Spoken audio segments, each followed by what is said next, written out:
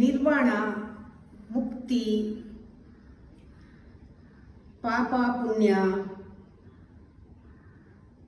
ಸ್ವರ್ಗ ನರಕ, ಕರ್ಮ ಇವೆಲ್ಲ ಪದಗಳನ್ನು ನಮ್ಮ ಡಿಕ್ಷನರಿಯಿಂದ ತೆಗೆದು ಆಚೆಗೆ ಹಾಕ್ಬಿಡೋಣ.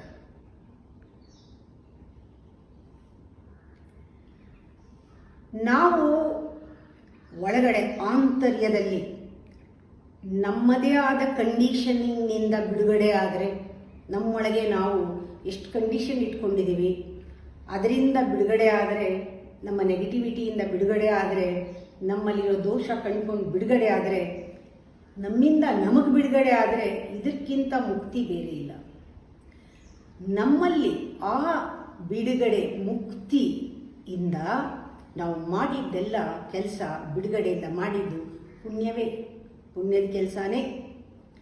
ನಮ್ಮ ಕರ್ಮಗಳೆಲ್ಲ ಬಿಡುಗಡೆ ಆಗುತ್ತೆ ಆ ಪುಣ್ಯದ ಕೆಲಸದಿಂದ.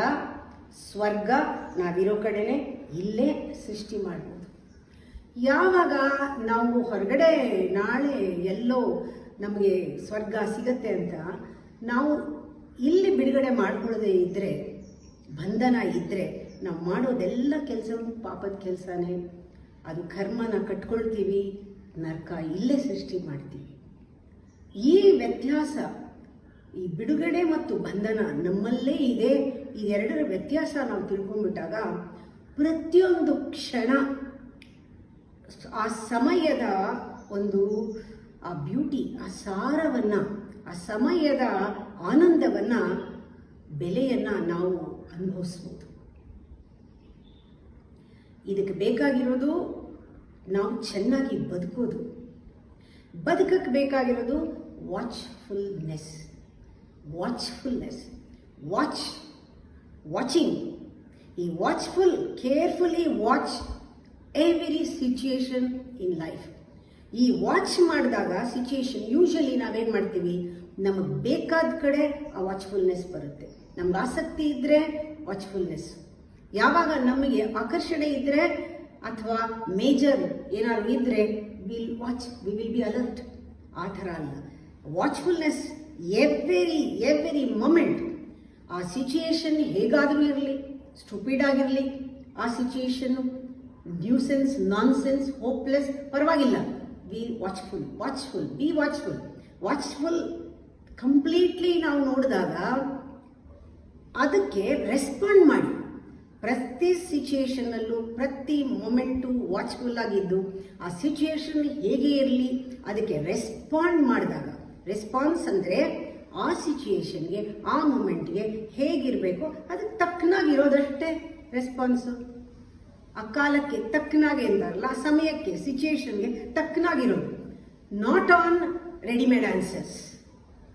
ಈಗ ಮನು ಸ್ಮೃತಿ ಈ ಒಂದು ಹಿಂದೂಗಳಿಗೆ ಕೆಲವು ಪ್ರಿನ್ಸಿಪಲ್ಸ್ನ ಕೊಟ್ಟಿದೆ. ಇದು ಆನ್ಸರ್ ರೆಡಿ ಇದೆ. ಬುದ್ಧ ಕೆಲವು ಪ್ರಿನ್ಸಿಪಲ್ ಕೊಟ್ಟಿದ್ದಾನೆ. ಆದಿನಾಥ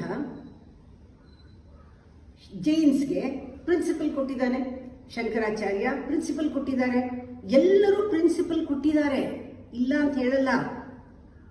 10 ಕಮಾಂಡ್ಮೆಂಟ್ಸು ಪ್ರಿನ್ಸಿಪಲ್ಲೇ. ಮಾಸ್ ಜ್ಯೂಸ್ ಜನಾಂಗಕ್ಕೆ ಪ್ರಿನ್ಸಿಪಲ್ ಕೊಟ್ಟಿದ್ದಾರೆ. ಆದರೆ ಇದೆಲ್ಲ ಈ ಸಿಚುಯೇಷನ್ಗೆ, ಈಗ ಇವತ್ತು ಕರೋನಾ ಇದೆ, ಸಮಸ್ಯೆ ಇದೆ. ಇವತ್ತಿನ ಸಮಸ್ಯೆ ಅವರು ಪ್ರಿಡಿಕ್ಟ್ ಮಾಡಿಲ್ಲ, ಪ್ರೆಸ್ಯೂಮ್ ಮಾಡಿಲ್ಲ. ಇವೆಲ್ಲ ಪ್ರಿನ್ಸಿಪಲ್ಸು, ಎಲ್ಲ ಸೆಟ್ ಆನ್ಸರ್ಸು, ಇವೆಲ್ಲವೂ ಕೂಡ ಔಟ್ಡೇಟೆಡ್. ಇದು ವರ್ಕ್ ಆಗಲ್ಲ. ಅದೆಲ್ಲವೂ ಯಾವುದೋ ಟೈಮ್ನಲ್ಲಿ ಒಂದು ಪ್ರಿಮಿಟಿವ್ ಇನ್ನೊಸೆಂಟ್ ಮೈಂಡ್ಗೆ ಸೂಟ್ ಆಗ್ತಾ ಇತ್ತು. ಈಗ ನಮ್ಮ ಮೈಂಡು ಸೆಟ್ಟು ಬೇರೆ. ನಮ್ಮದು ಫ್ರಸ್ಟ್ರೇಟೆಡ್, ಕಾಂಪ್ಲಿಕೇಟೆಡ್ ಸೈಂಟಿಫಿಕ್ ಮೈಂಡ್, ಇದಕ್ಕೆ ಅದು ಸೂಟ್ ಆಗಲ್ಲ. ಎರಡನೇದು ನಾವು ತಿಳ್ಕೋಬೇಕು, living the moment. Learning, living and leaving. Learn the moment, live the moment and free from it, leave it, free from it. ಇದು ಮೂರನ್ನು ಶುರು ಮಾಡಬೇಕು. ಆ ಲಿವ್ ದಿ ಮೊಮೆಂಟ್ ಅಂದಾಗ, ಲರ್ನ್ ದಿ ಮೊಮೆಂಟ್ ಅಂದಾಗ, ಅಲ್ಲಿ ಆ ಮೊಮೆಂಟಲ್ಲಿ ಪೂರ್ಣ ಜವಾಬ್ದಾರಿಯಿಂದ ಇರ್ತೀವಿ. ಆ ಪೂರ್ಣ ಜವಾಬ್ದಾರಿಯಿಂದ ಇರೋದು ಅಂದರೆ ನೆಕ್ಸ್ಟ್ ಮೊಮೆಂಟ್ಗೆ ಈ ಜವಾಬ್ದಾರಿ ಅದು ಹೊಂದುತ್ತೋ ಇಲ್ವೋ ಗೊತ್ತಿಲ್ಲ, may be that responsibility may be wrong. That moment different responsibility, new responsibility, new response. Every ಗಳಿಗೆ ಈಸ್ ನ್ಯೂ ರೆಸ್ಪಾನ್ಸಿಬಿಲಿಟಿ, ಗಳಿಗೆ ನ್ಯೂ, ಹೊಸ ಗಳಿಗೆ, ಹೊಸ ಜವಾಬ್ದಾರಿಗಳಿಗೆಗಳು. ಆ ರೀತಿ ನಾವು ಜವಾಬ್ದಾರಿಯಿಂದ ಇರಬೇಕು. ಯಾವಾಗ ಆ ಜವಾಬ್ದಾರಿಯಿಂದ ಪೂರ್ತಿ ನಾವು ಇರ್ತೀವಿ, ಅದರ ಒಂದು ಸ್ಫೂರ್ತಿನೇ ಬೇರೆ. ಆ ಜವಾಬ್ದಾರಿಯಿಂದ ಇದ್ದ ತಕ್ಷಣ ಆ ಸ್ಫೂರ್ತಿನೇ ಬೇರೆ. ಆ ಲೈಫ್ನ ನಾವು ಹೇಳ್ತೀವಿ ಇಟ್ ಈಸ್ ಫ್ಲೋಯಿಂಗ್ ಅಂತ, ಲೈಫ್ ಫ್ಲೋಯಿಂಗ್ ಅಂತ. ಆ ಸ್ಫೂರ್ತಿ, ಆ ಬ್ಯೂಟಿನೇ ಬೇರೆ. ನಾವು ಜವಾಬ್ದಾರಿ ಬದಲಾಗ್ತಾ ಇದ್ದೆ ನಾವು ಕನ್ಸಿಸ್ಟೆಂಟ್ ಆಗಿರೋಕ್ಕಾಗಲ್ಲ. ಡೋಂಟ್ ವರಿ, ನಾವು ಕನ್ಸಿಸ್ಟೆಂಟ್ ಆಗಿದ್ಬಿಟ್ರೆ that is the static point. ಅದು ಸ್ಟಾಗ್ನೆಂಟ್ ಆಗಿಬಿಡ್ತೀವಿ. ಕನ್ಸಿಸ್ಟೆಂಟ್ ಆಗಿದ ತಕ್ಷಣ ಇಟ್ಸ್ ಡೆಡ್ ಪಾಯಿಂಟ್, ಅಂದರೆ we are living dead. Inconsistency ಇರಬೇಕು. Take life with all its inconsistency. ಅದು ಬ್ಯೂಟಿ. ಆ ಇನ್ಕನ್ಸಿಸ್ಟೆನ್ಸಿ ಇದ್ದಾಗ ಲೈಫ್ನ ಹಾಗೆ ತಗೊಂಡಾಗ we don't refer to the past ಅನ್ನು ರೆಫರ್ ಮಾಡಲ್ಲ.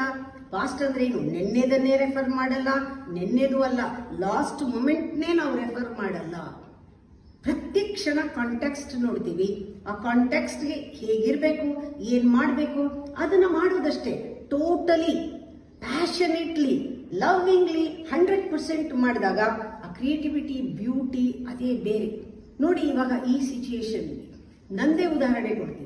ಸಡನ್ ಆಗಿ ನನ್ನ ಹೀರೋಗಳು, ಹೀರೋಯಿನ್ನು, ನಾನು ಯಾರು ಫ್ಯಾನ್ ಆಗಿದ್ದೆ ಎಲ್ಲರೂ ಬದಲಾಗ್ಬಿಟ್ರು. ಇವಾಗ ವಿವೇಕಾನಂದ ಇರಲಿ, ಶ್ರೀಧರಸ್ವಾಮಿಗಳಿರಲಿ, ಅಮಿತಾಬ್ ಬಚ್ಚನ್ ಇರಲಿ, ಯಾರಿಲ್ಲ. ನನಗೆ ಕೂತ್ಕೊಂಡ್ರೆ ನಿಂತ್ಕೊಂಡ್ರೆ ಮೆಡಿಟೇಷನ್ನಲ್ಲಿ ನನಗೆ ಮನಸ್ಸಿಗೆ ಬರ್ತಾ ಇರೋದೇನೆ, ಈಗ ನಮ್ಮ ದೇಶಕ್ಕಾಗಿ ಹೋರಾಡ್ತಾ ಇರೋ ಯೋಧರು, ಸೈನಿಕರು, ಆಮೇಲೆ ಡಾಕ್ಟರ್ಗಳು, ಈಗ ಕರೋನಾ ವೈರಸ್ ಎಗೇನ್ಸ್ಟ್ ಆಗಿ ಹೊಡೆದಾಡ್ತಾ ಇರೋ ಡಾಕ್ಟ್ರು, ನರ್ಸು, ಆ ಸೇವೆ ಮಾಡ್ತಾ ಇರೋರು, ಸಫರ್ ಮಾಡ್ತಾ ಇರೋದು, ಇದೆಲ್ಲವೂ ಬಂದಾಗ ನನ್ನ ಮೆಡಿಟೇಷನ್ನಲ್ಲಿ ಕೂತ್ರೆ ನಿಂತರೆ ನಮ್ಮ ಹೀರೋಗಳೆಲ್ಲ ಇವರೇ ಆಗಿದ್ದಾರೆ.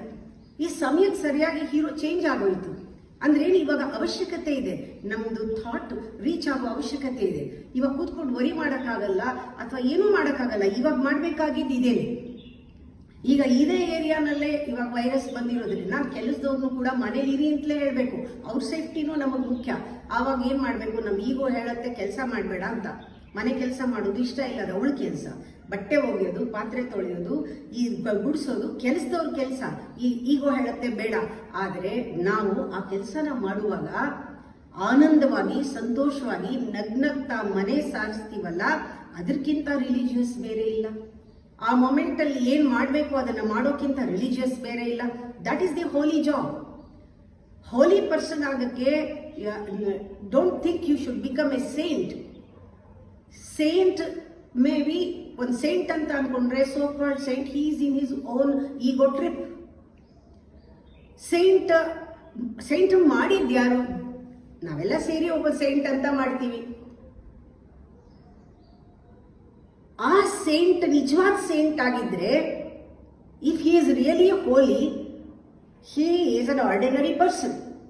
When he is an ordinary person, like ordinary person, he is an extraordinary soul. That holy saint, ಏನು ಮುಟ್ತಾನೋ, that is great. Because the greatness is in his consciousness. ಆ ಕಾನ್ಷಿಯಸ್ನೆಸ್ ಅಲ್ಲಿ ಕ್ರಿಯೇಟಿವಿಟಿ ಇದೆ, ಲವ್ ಇದೆ, ಎಂಜಾಯ್ಮೆಂಟ್ ಇದೆ, ಅವನು ಖುಷಿಯಿಂದ ಮಾಡ್ತಿದ್ದಾನೆ. ಅದರಿಂದ ಅವ್ನು ಮುಟ್ಟಿದ್ದೆಲ್ಲನೂ ಕೂಡ, ಇವಾಗ ಬೆಂಚ್ಕಲ್ಲಿ ಮುಟ್ಟಿದ್ರೆ ಅದು ವಜ್ರ, ಅವ್ನು ನಕ್ಕರೆ ಬೆಳದಿಂಗಳು, ಅವ್ನು ಮಾತಾಡಿದ್ರೆ, ಅವನ ಜೊತೆ ಇದ್ರೇನೆ ಏನೋ ಧೈರ್ಯ, ಏನೋ ಒಂದು ಸಾಂತ್ವನ, ಅವನ ಜೊತೆಲಿದ್ರೆ, ಅವನ ಜ್ಞಾಪಿಸ್ಕೊಂಡ್ರೆ ಜೀವನದಿಂದ ಒಂದು ರೀತಿ ಬಿಡುಗಡೆ, ಪರಿಹಾರ. ಇದು ನಿಜವಾಗ್ಲೂ ಬೇಕಾಗಿರೋದು. ನೋಡಿ, ಯಾವತ್ತೂ ನೀವು ನಾನು ಗ್ರೇಟ್ ಪೇಂಟರ್ ಆಗಬೇಕು, ದೊಡ್ಡ ಚಿತ್ರನ ಬಿಡಿಸ್ಬೇಕು, ಅಥವಾ ನಾನು ಒಳ್ಳೆ ಪೊಯೆಟ್ ಆಗಬೇಕು, ಕತೆ ಬರಿಬೇಕು, ಪೊಯಮ್ ಬರಿಬೇಕು, ನಾನು ಮ್ಯೂಸಿಷಿಯನ್ ಆಗಬೇಕು, ನಾನು ಸ್ಟೇಜ್ ಮೇಲೆ, ವೇದಿಕೆ ಮೇಲೆ ನಾನು ಪರ್ಫಾರ್ಮ್ ಮಾಡಬೇಕು, ಇದೆಲ್ಲ ಇಟ್ಕೊಳ್ಳೋ ಬದಲು ನಾನು ಹೇಳ್ತಾ ಇರೋದು, ದಟ್ ಈಸ್ ನಾಟ್ ಕ್ರಿಯೇಟಿವಿಟಿ.